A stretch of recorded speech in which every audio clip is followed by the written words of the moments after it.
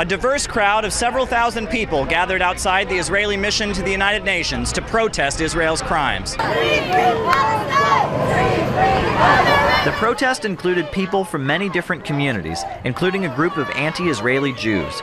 New York resident Aggie Smith, who joined the crowd, says she was disgusted with Israel's actions. I oppose the barbaric assault on the people of Palestine by the Israeli military. Israel does not want peace. During the protest, a large number of NYPD officers were present.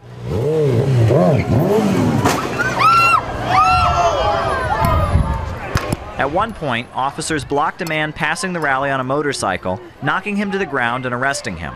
Numerous times throughout the protest, the police pushed the crowd back and prevented protesters from interacting with people walking by. Members of Press TV's team were repeatedly pushed by NYPD officers while trying to record the event.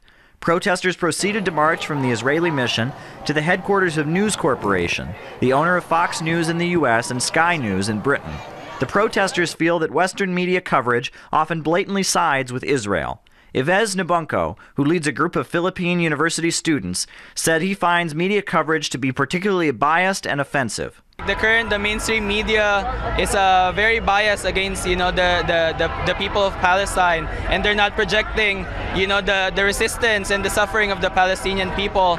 Among the protesters was Iman Najan, who has relatives in Gaza. He described how his family lives in a state of terror due to the recent escalation of violence. My family told me that it is a crazy explosions against every area, against the residential areas in Gaza Strip. My kids, I tried to call them up, and they were screaming and they were yelling, "Dad, we want you home." A much smaller crowd of Israelis gathered across from the rally, waving the Israeli flag. Caleb Maupin, Press TV, New York.